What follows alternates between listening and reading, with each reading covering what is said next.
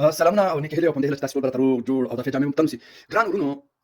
کله چې یو خبره کوي هغه خبره به دوه اړخ لري، خو جاهل به همیش د خبرې د منفي اړخ طرف ته زور کوي چې هغه منفي اثرات پکې وسی او منفي اړخ وسی، خو قابل او عاقل خلک چې دي هغه به مثبت طرف ګوري. نو په لحاظ چې کوم یو خبره زکومه چې د افغانانو دعاګانې نورې نه قبلېږي، قبول شوي نه دي.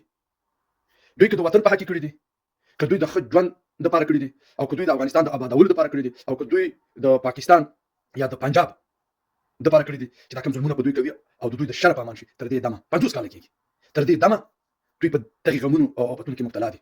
او که تاسې دې ته متوجه شئ، په افغانستان باندې همیش حمله شوې ده، افغانستان باندې همیش حمله شوې. صرف یو ځل چې احمد شاه ابدالي باندې غږ وشو چې کله میراټیانو په هند کې په مسلمانانو زور ظلم کاوه، دغه یو حرکت زمونږ په تاریخ کې لیکل شوی دی چې موږ کړی، موږ هغوی دا کړی. نور مو د ظالمو په مقابل کې جنګېدلي او حق مو ترې مقصد اخیستی دی، کم کړي دي، خو موږ نه یو راغلي چې موږ په چا حمله کړې. او تر دې دمه پورې لکه څنګه چې ګورین لاین دا شوی زموږ خپل حق اخیستل شوی، خوړل شوی، یرغمل شوي، هر څه چې شوي د دښمن له لارې نه، ولې موږ ورته چی کړې بوجۍ مو ته ځړولې او دواګانې مو ته شروع کړي او دواګانو باندې کار نه کېږي. زه ټولو ته که فتوایي ګڼئ او که زه خو فتوا نشم ورکولی، ځکه چې فتوې اصول دا دي چې دا به جمهور علما وسي، خو زه په یو دلیل سره دا خبره کولی شم چې زموږ د افغانانو دواګانې نه قبلېږي. ولې چې موږ یو عادت اخیستی چې صرف دوا کول، صرف دوا کول. اوس که زه دا خبره هم کوم چې دوا، ځکه چې دوا خو تقدیر بدلوي، نبی کریم صلی الله علیه وسلم کړی دي، خو واوره موږ ته خو دا هم ویل شوي دي چې تاسې دوا وکړئ، خو د دوا سره د عمل جامه هم ور واغوندئ. هر یو کار چې کوئ د هغې کار د بریا دپاره حرکت هم ضروري دی. ولې موږ دا خبره نه کوو؟ ولې که زه ووایم چې دوا زموږ نه قبلېږي، دوا مه کوئ، نو بس سمدلاسه په ما باندې فتوا ورکول کېږي. ولې که زه ورته ووایم چې الله پاک او د هغه رسول خو دا هم فرمایلي دي چې کله تاسې